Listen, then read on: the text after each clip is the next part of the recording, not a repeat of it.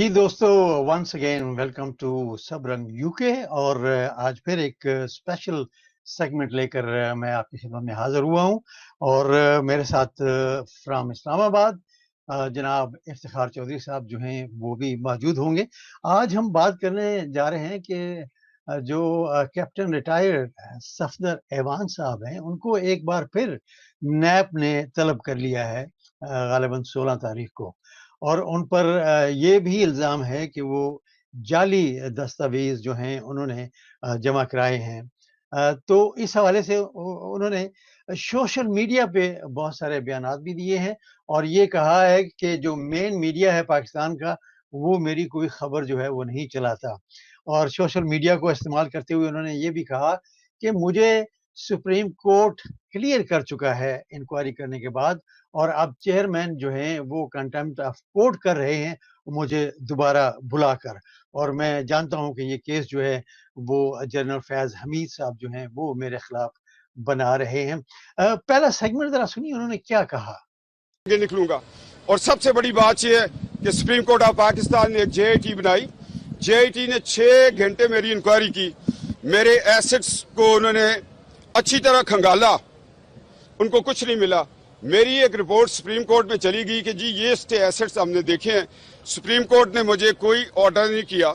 मुझे वहां से उस इंक्वायरी के रिपोर्ट के बदले में मुझे सुप्रीम कोर्ट ने बरी कर दिया। आज चेयरमैन ने कंटेम्प्ट ऑफ कोर्ट कर रहा है मेरा वारंट इशू करके। मुझसे एसेट्स पूछने से पहले जो इंक्वायरी जेआईटी ने की है उसको स्टडी करे, चेयरमैन नेब करे। यहाँ पेशावर वाले नेब वाले जो हैं वो समझ रहे हैं कि प्रॉब्लम कहाँ है। अब चेयरमैन नेब निजी महफिलों में कहते हैं अगर खुदा ने मुझे रोजे मैशर पकड़ा तो मैं सफदर के केस में पकड़ा जाऊंगा, बेगुनाह मैं क्या करूं, मैं मजबूर हूं, फरिश्ते मेरे ऊपर लगे हुए हैं। वो कौन से फरिश्ते, उनका नाम तो ले, मैंने तो ले लिया उन फरिश्तों का नाम। नवाज शरीफ ने खिलाई मखलूक का और मैंने नाम ले लिया। मैंने कहा जनरल फैज हमीद मेरे खिलाफ ये सारे केसेस करा रहा है कि इसको मैं अंदर करवा दूं, पीडीएम की तहरीक रुक जाए, इसकी एलिया जो है वो उसके साथ ये मूव करता है हुकूमत के खिलाफ। और आज मैं ये आपको पेशावर में दोबारा कह रहा हूं, ये केस नेब नहीं बना रही, जनरल फैज हमीद मेरे खिलाफ बना रहा है। जी, आपने सुना कि सफदर ऐवान साहब जो हैं, कैप्टन सफदर ऐवान, वो क्या कह रहे हैं। जी इफ्तिखार भाई, अस्सलाम वालेकुम। वालेकुम सलाम काई साहब। इफ्तिखार भाई, ये छोटा सा एक क्लिप मैंने चलाया, क्लिप तो 2 और भी हैं इन्हीं के बारे में। आप जी क्या जी। समझते हैं कि ये कहते हैं जी मुझे तो जो सुप्रीम कोर्ट है वो क्लियर कर चुका है और जो चेयरमैन नैब है वो अब कंटेम्प्ट ऑफ कोर्ट कर रहा है मुझे बुलाकर। क्या समझते हैं कि वाकई ऐसा ही है? देखें, पहली बात जो है ये अब खुद ये इतने माशाल्लाह बहुत बड़े लीडर बन गए। जब उनको ये पता चल गया कि ये कंटेम्प्ट ऑफ कोर्ट कर रहे हैं तो इनके पास बहुत जबरदस्त ऑप्शन है। अगर वाकई इनको सुप्रीम कोर्ट ने क्लियर कर दिया तो कंटेम्प्ट ऑफ कोर्ट में चले जाएं। लेकिन हमारी इत्तला जो है वो ये है कि या पूरे पाकिस्तान को पता है कि ये कहीं भी इनको क्लियर नहीं करार दिया गया, बल्कि ये एक मुजरम जो है उनके शौहर हैं जो बेल पर वो बाहर हैं। तो ये इस किस्म की जो बात करना इटसेल्फ मेरा ख्याल है कंटेम्प्ट ऑफ कोर्ट है इनकी तरफ से, और मिस कोट कर रहे हैं कि जी मुझे सुप्रीम कोर्ट ने क्लियर कर दिया। सुप्रीम कोर्ट इनको बुला सकती है कि भैया हमने कब तुमको किया। ये तो ये क्लेम कर रहे हैं कि मेरी 300 इंक्वायरियां नैब ने की हैं, मुझे क्लियर कर दिया, और 1872 से मैं जमा करवा रहा हूं। जनरल फैज हमीद जो है वो जनाब पटवारियों को मजबूर कर रहे हैं कोई एविडेंस निकालें। उसमें ये आजम सवाती साहब का भी ये नाम लेते हैं जो रेलवे के वजीर हैं, कि वो जी जी उनके जरिए यानी उनको इस्तेमाल किया जा रहा है। तो जी जी। फैज हमीद साहब के बारे में आप ये देखें कि काफी ये क्रिटिकल है इसके बारे में कि जी वो ये सारा जो कुछ काम कर रहे हैं पीछे वो इनको कर रहे हैं। वो अब ये देखें कि खुद जो मरियम नवाज का ये नाम ले रहे हैं, अपनी बीवी का नाम ले रहे हैं, कभी किसी पेशी पर, कभी वो एक तो नजर नहीं आ रही। दूसरा ये है कि उन्होंने कभी किसी पीडीएम के जलसे में नहीं कहा कि मेरे हस्बैंड को जनाब वो निशाना बनाया जा रहा है किसी इंतकाम का। जनरल फैजमी को बात जरूर करते हैं, वो अपने फादर की बात करती है, लेकिन ये अपने हस्बैंड का उसने कभी नाम नहीं लिया कि उनके लेकिन उन पर कोई इफ्तिखार किस्म भाई, की। इफ्तिखार जी। भाई, इनको ये भी तो मतलब है कि ये महसूस करते हैं कि इनको पीडीएम का जो स्टेज है उस पर बोलने की भी इजाजत नहीं है। आप देखें वो बोलने की इजाजत नहीं है तो देखें मरियम जो है वो उसको चाहिए कि अपने हस्बैंड को जो है वो भी इनका लीडर है आफ्टर ऑल, बकौल इनके कि वो इतना बड़ा लीडर है। तो आपको बल्कि यहां तक मुझे वो आ रही है बात के जी वो कहते हैं जी वो सेठ वकार भी मर गया, वो तो अच्छा खासा था, खादिम रिजवी भी मर गया, तो वो भी अच्छा खासा था। लोग सवाल करते हैं, कल को जनाब ये भी कहेंगे कि जी कैप्टन सफदर भी अच्छा भला था, वो मर गया।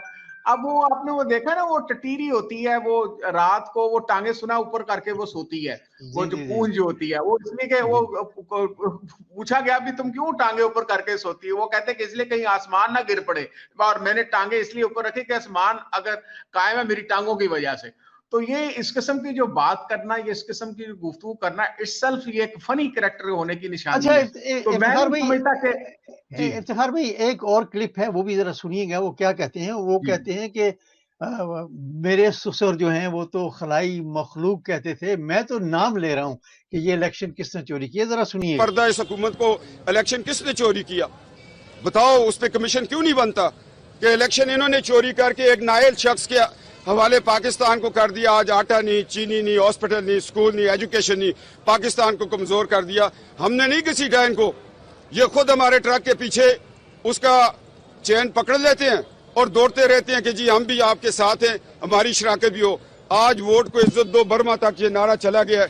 अगर ये चाहते हैं कि फौज को और जर्नैलों को, स्पेशली फौज नवाज शरीफ के साथ है, पाकिस्तान मुस्लिम लीग के साथ है, दो शख्स जिनका नाम लिया है उन पे सवालिया निशान है। अगर वो ये चाहते हैं कि अपना दामन धो लें तो फिर परवेज मुशर्रफ को ला के अदालती कटहरे में दें। जी हमारा इस आइन तोड़ने में हमारा ताल्लुक नहीं इस शख्स का है। परवेज मुशर्रफ को किसने बाहर भेजा? ये बताइएगा, नवाज शरीफ साहब का जो पासपोर्ट है वो भी 16 को कैंसिल हो रहा है, कि बहाल करने की दरख्वास्त दी है, बहाल हो रहे हैं, इसमें पेशरफ्त हुई है, क्या कहेंगे इस वक्त? ये वक्त आएगा, इन्होंने अटक किलो में बंद किया था, खुद जहाजों में बिठा के भेजा है। वक्त आएगा ये जाएंगे, नवाज शरीफ साहब आओ मुल्क नहीं संभाला जा रहा, हमें माफी दे दो तो आके मुल्क संभालो। फिर पासपोर्टों के लीडरों के लिए खमीनी के पास पासपोर्ट नहीं था, नेल्सन मंडेला के पास पासपोर्ट नहीं था, जुल्फकार अली भट्टो के पास पासपोर्ट नहीं था, नवाज शरीफ के पास पासपोर्ट नहीं है। अब फैसला होगा हुक्मरानी अवाम की होगी या एक दो जर्नैलों की होगी। जी, आपने सुना इफ्तिखार भाई कि वो कह रहे हैं कि जी ये हुकूमत इतनी नालायक है कि ये खुद ही कहेगी कि नवाज शरीफ आ जाओ और आकर हुकूमत संभालो। देखें, ये मतलब है कि कहते हैं जी मेरे ससुर तो खलाई मखलूक कहकर पुकारते थे, मैं तो नाम ले रहा हूँ।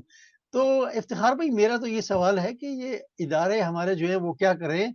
वैसे हमारे एक देखने वाले हैं, उन्होंने एक सवाल भी भेजा, अगर वो भी आप देख ले तो मेरा ख्याल है उसको भी बीच में शामिल कर लें।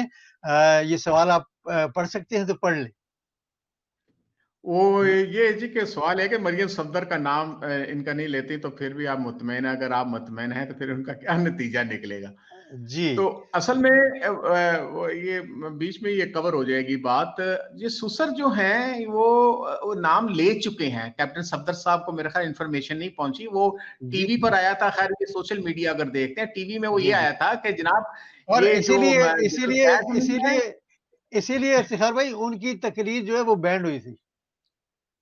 मैं वही तो कह रहा हूं कि वो जनरल फैज हमीद और जनरल कमर जावेद बाजवा का बाजवा बराह के नाम। रास्त वो जनरल कमर जावेद बाजवा का नाम लिया था उन्होंने, और वो एक दफा नहीं लिया था। और जी बल्कि जी उन्होंने ये भी धमकी वो पिछले डीजीआईएसआई पर भी लगाई थी कि वो मुझे जनाब वो कानपट्टी पर पता नहीं पिस्तौल रखना कि वो मुझे इस्तीफा मांगने आए थे तो मैंने इस्तीफा नहीं दिया। तो ये वो उनका मकसद कहने का था कि जनाब ये जनरल कमर जावेद बाजवा और डीजीआईएसआई जो हैं ये इन्होंने एक तो इलेक्शन में धांधली करवाई और जो मुझे नाअहल करवाया गया वो इन्होंने करवाया। अब ये कह रहे हैं कि जी मुझे वो नाहल जो है पहले उनकी नाहली भी खत्म कर रहे थे। मैं तो ये कहता हूं बल्कि जो एक पाकिस्तानी होने की हैसियत से कि आप पाकिस्तान तशरीफ लाएं, और एस्टेब्लिशमेंट मजबूर हो जाए कि जनाब इमरान खान फेल हो गया और आप जनाब आपकी चीफ जस्टिस साहब को भी हदायत की जाती है, मैं लफ्ज डायरेक्शन का कहना, हदायत की जाती है कि जनाब इनको रिस्टोर करें, इनकी नाअहलियत खत्म करें और इनको हाथ बांधते हैं कि जनाब मुल्क का वो जो 35 साल जो है इन्होंने जो कारकर्दगी जो की है उनको दोबारा ये इस्तेमाल करें। वो पाकिस्तान आने को तैयार नहीं है और ये कह रहे हैं कि जनाब ये वो जो स्टैब्लिशमेंट है वो हाथ बांध कर कहेगी कि जनाब आप इधर आके वो स्टोर करें। तो ये जो जनरल फैज हमीद के बारे में वो बार बार कह रहे हैं ना कि 3 वो पुश्तें जो है वो मेरा उनसे इंतकाम लेगी अगर वो। ये जरा इफ्तिखार भाई जरा इस क्लिप में सुन लीजिएगा वो क्या कहते हैं बदले के हवाले। ये फैसला करेंगे। मैं दबंग मेरी गाड़ी खोल के देख ले, मैंने सामान पैक किया हुआ है, अपनी जान नमाज रखी हुई है, अपना बिस्तर रखा हुआ है। मैंने कहा इस केस में नहीं मैं कहीं गिरफ्तार हो जाऊंगा, मगर वोट को इज्जत दो की तहरीक में मेरा नाम लिखा जाएगा। मैं उन मुजाहिदों में इंशाल्लाह शामिल हूँ जो इस मुल्क को सिविलियन सुपरमेसी के लिए अपनी कुर्बानी दे रहे हैं। मुझे इस चीज़ की परवाह नहीं है कि मुझे नेब गिरफ्तार करे, मुझे किसी केस में गिरफ्तार करे, मगर मैं आज ये बताना चाह रहा हूँ जिन लोगों के खिलाफ मैंने चूंक थाने में दरख्वास्त दी है वो चाहते हैं कि नेब की कस्टडी में लाकर, अब सवालिया निशान है सेठ वकार का, लोग कहते हैं कि जी वो अच्छा भला था मर गया, खादिम हुसैन रिजवी अच्छा भला था मर गया, कल कहेंगे जी कैप्टन साहब तो अच्छा भला नेब के पास था मर गया। ये मारना चाहते हैं, नवाज शरीफ को दुख देना चाहते हैं, मगर मैं इस काम के लिए भी तैयार हूँ। मैं गैरतमंद सूबे का, छोटे सूबे का एक सपूत हूँ। इंशाल्लाह ताला ये सूबा खड़ा रहेगा, वोट को इज्जत मिलेगी। जिस शख्स का नाम मैंने फैज हमीद का कहा है, फैज हमीद साहब सर्विस छोड़े, चकवाल से इलेक्शन लड़े, आए अदालतों में अपने नाम से दरख्वास्त है। मेरा कौमी इदारा उसको आप क्यों इस्तेमाल कर रहे हैं? क्यों आपके सेक्टर कमांडर जो है पटवारियों को कहते हैं ये रिकॉर्ड निकाल के दो? सच्ची बात करनी बड़ी जुर्रत है। अब जुर्रत है किसी टीवी चैनल पे इसको चला दो। मुझे पता है ISI के लोग यहाँ खड़े हैं, मैं एक एक आपको बता सकता हूँ, मेरे स्टूडेंट्स हैं, नजर आ रही है उनकी शक्लों से, उनके चेहरों से, उनकी हेयर कट से। IB के खड़े हैं, MI के खड़े हैं, लिखे रिपोर्ट ये फैज हमीद केस करवा रहा है और मेरी जात को कोई नुकसान हुआ, कसम खुदा की मेरी नस्ल में कोई गैरतमंद हुआ, फैज हमीद की 3 नस्लों तक मैं दुश्मनी करूंगा। जी तो ये तो कह रहे हैं जी कि यहाँ पर ISI के लोग भी खड़े हैं, उनके चेहरे भी नजर आ रहे हैं और मेरे शागिर्द भी हैं। इनको तो आर्मी छोड़े हुए एक अरसा हो गया है। ये अजीब सी बात है, बड़े कंफ्यूज लग रहे हैं ये। मैं आपको बताता हूँ, इन्होंने आर्मी छोड़ी है 1992 में, ठीक है ना। उसके बाद उस वक्त थे जो जनरल साहब chief of the army staff थे, आसिफ नवाज जंजुआ थे, जिनकी 93 में डेथ हो गई थी जनवरी में। तो ये 92 में ये इनकी शादी हुई थी मरियम के साथ और उसके बाद ये ADC थे। पहली बात तो ये है कि इस इन्होंने किस वक्त जो है ट्रेनिंग दी है इन शागिर्दों को, ठीक है ना। और उस वक्त के जो शागिर्द थे जो फील्ड में होते हैं, ये हवालदार और सूबेदार, नायब सूबेदार और ISI के इंस्पेक्टर्स होते हैं और मैक्सिमम असिस्टेंट डायरेक्टर जो होता है वो अगर बड़ी को कवरेज होती है। तो मुझे ये बताएं कि उस वक्त के जो इनके साथ जो 92 में होंगे, आजकल तो मेजर जनरल होंगे, तो वहां यहाँ पर तो मेजर जनरल आके इनकी वो तो नहीं वो कवरेज कर रहा होगा ना। और ये फिर उसके बाद ये सिविल सर्विस में चले गए थे 1992 में, वो सिफारिश करवा के जो मिलिट्री कोटा होता है ना, वो सिविल मर्ज कर दिया था as a assistant commissioner. Model Town इनको लगा दिया था, जहां इनका घर होता था, वो महल होता था मॉडल टाउन। वहां पर तमाम जो आला अफसरान होते थे, बल्कि चीफ सेक्रेटरी ओवैसी साहब के पास बैठा होता था। फिर लोगों ने इतराज किया कि जनाबे वाला आप इनको कोई इलेक्शन लड़ाएं, इधर ACC को इनको छोड़ें। तो बाद में इनको वहां पे सिविल सर्विस से भी इनको बल्कि निकाला गया था। बाद में जब ये 2000 में ये साथ चले गए थे उधर वो पैलेस में, सुरूर पैलेस में, KSA में। तो ये जो बात करते हैं ना बार बार के ISI में ये मेरे शागिर्द नजर आ रहे हैं, वो उनके जो कलमें की वजह से, उनकी हेयर कट की वजह से और MI से, तो ये तो कभी रहा ही नहीं है ना। ट्रेनिंग किस बात की ये देता रहा है। और फिर इतने 1992 से लेकर आज 30 साल हो गए हैं, और 30 साल में तो इनके साथ के बाद मेजर जनरल या लेफ्टिनेंट जनरल बन रहे हो गए, ठीक है ना। तो ये एक तो ये झूठ है। दूसरा ये जो बात करते हैं, आपने पता है क्वेश्चन किया गया था कि जी वो आप 16 फरवरी को मियां साहब का वो पासपोर्ट भी कैंसिल हो रहा है, ठीक है। तो आप क्या रहे हैं? तो हाँ, तो वो ये कह रहे हैं कि जी आप देखें ना, इमाम खुमैनी का कौन सा पासपोर्ट था, नेल्सन मंडेला का कौन सा पासपोर्ट था। आप अंदाजा करें कि मियां साहब को नेल्सन मंडेला और उसे मतलब दे रहे हैं, वो किन के साथ उनकी मुताबिकत कर रहे हैं। तो आपको जी जी पता होगा जब मियां साहब आए थे उधर के अपना मुशर्रफ के जमाने में, और उस वक्त जो शहजादा मकरन वो थे, वो जब वो डील हुई थी तो इनको एयरपोर्ट से वापस भेज दिया गया था। वो तो बल्कि यहाँ से कहा गया था कि आपकी बड़ी लंबी जनाब इमाम खुमैनी की तरह आपका इस्तकबाल होगा। यहाँ जब आए थे तो पीछे 2 बंदे नहीं थे, ठीक है ना, और फिर उनको जहाज पर बिठाकर वापस भेज दिया गया था। तो अभी भी आ जाए वो, अभी तो खैर वो काफी बंदे होंगे जिनमें नैब शामिल होगी और वो जो बाकी लोग होंगे कि मियां साहब को सही है। बकायदा वो, क्योंकि वो मुजरम है वहां पे, तो मुजरम का तो ज़ाहिर है कि तुक नहीं बनता। तो ये इस किस्म की जो बातें हैं, आपको देखें कि इसने वो चला गया था उधर जावेद इकबाल साहब जैसे कि घर के बाहर उधर वीडियो बना रहे थे सोशल मीडिया पर कि जनाब ये महल जो है ये चोरी का बना। भाई आप सुप्रीम कोर्ट में रिट करें कि ये जैसे जावेद इकबाल का जो के मीन्स हैं वो बताएं कि ये कहां से बनवाया गया। और ये नून लीग के फोरम पे क्यों नहीं ये करते, जैसे अपना तो नून लीग तो इनके साथ नजर नहीं आती।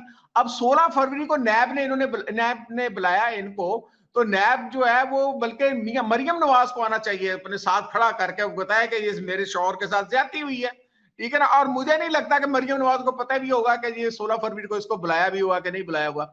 16 फरवरी को मियां साहब का वो कैंसिल भी हो रहा है वो तो। और दूसरा दस्तावेज की जालसाजी, अब वो कैलबरी जो है वो आपको पता है फोर्ट, उसकी भी बात हो रही थी पिछले मियां अपना मरियम के हवाले से। तो ये दस्तावेज में तो जाहिर है कि इस पर पर्चा बनता है उस पर अच्छा 420 इफ्तिखार भाई, 470 इफ्तिखार जी। भाई, हमारी आवाम जो है वो ये चीज क्यों नहीं समझती? जब मरियम साहबा ने ये कहा था कि मेरी जायदाद यूके में तो क्या पाकिस्तान में भी नहीं है, और फिर वो कैलाबरी फाउंड जाली वो भी आ गया था। तो अब सफदर साहब के हवाले से भी नैब कह रहा है कि इन्होंने भी जाली जमीनों के कागजात जो हैं वो जमा कराए हैं। तो क्या ये फैमिली में रन कर रही है ये चीज?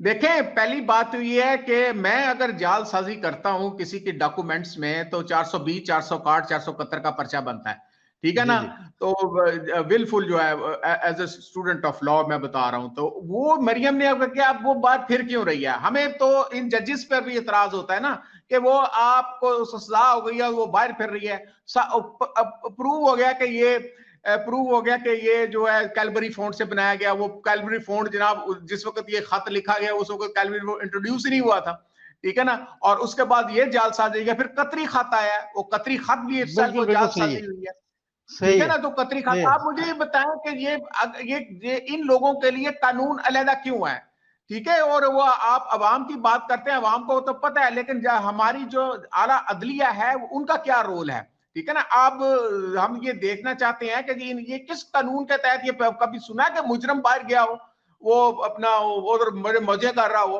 और फिर 50 रुपए के स्टाम्प पेपर पर वो गया। तो इस किस्म की अब बातें जो हैं ये फिर जाहिर है कि जब बुकला जो है वो आग लगाते हैं कोर्टों को, जाके थप्पड़ मारते हैं और चीफ जस्टिस को पकड़ते हैं, उनको होल्ड करते हैं, तो फिर इस किस्म के वाकयात होना शुरू हो जाते हैं ना। रूल ऑफ लॉ जो है उसको भी मानते नहीं है, क्योंकि जो भी ताकतवर है उसको तो ये जो हमारी आवाम नहीं, ये अदलिया का रोल होना चाहिए। अदलिया कहे कि ठीक है, अगर आप उसी तब उनको सजा दें। आप सही है, कैसे वो कह सकते हैं कि जी आप जालसाजी करें, और जालसाजी करने के बाद और बिल्कुल। मुल्क के आला तरीन जो अदालतें हैं वो इन लोगों को रिलीफ दे रहे हैं। और ये इसमें सिर्फ को ये नहीं है कि हमारे पाकिस्तान के जो एडमिनिस्ट्रेशन का काम है, यानी इमरान खान ने उसको दिया, लेकिन इनका भी तो अब देखें ना कि अदलिया का क्या रोल है, इन लोगों को बाहर भेजा हुआ है। तो हमें ये चले देखना चाहिए कि जी जो जी ये काम सर ये कर रहे हैं ना, फैज हमीद का बार बार नाम रहे हैं, या अब इसको इस्तेमाल किया जा रहा है, अब बेचारा इसको इररेलेवेंट हो चुका है नून लीग में भी। तो वो फिर इस किस्म की बात करके, वो मेरा ख्याल है इवन वो जो शहबाज शरीफ की जो एफर्ट्स हो रही हैं कि यार मेरे को हाथ हौला रखो, और मेरा ख्याल ये काउंटर प्रोडक्टिव होती जा रही है उसके लिए। वो शहबाज शरीफ तो कभी लाइक नहीं कर रहा होगा इस चीजों को, और कि यार ये इस किस्म के बोली बोल रहा होगा। जी कैसा? जी, thank you very much Iftikhar भाई, बहुत बहुत शुक्रिया आपका। और हम उम्मीद करते हैं कि ये जो हमारे सियासतदान हैं, ये हमारे जो इदारे हैं उनको मलाइन ना करें और उन पर इल्जामात जो हैं वो ना फेंकें, क्योंकि ये बार बार अदारे जो हैं वो वजाहत करते हैं कि हमारा सियासत के साथ कोई ताल्लुक नहीं।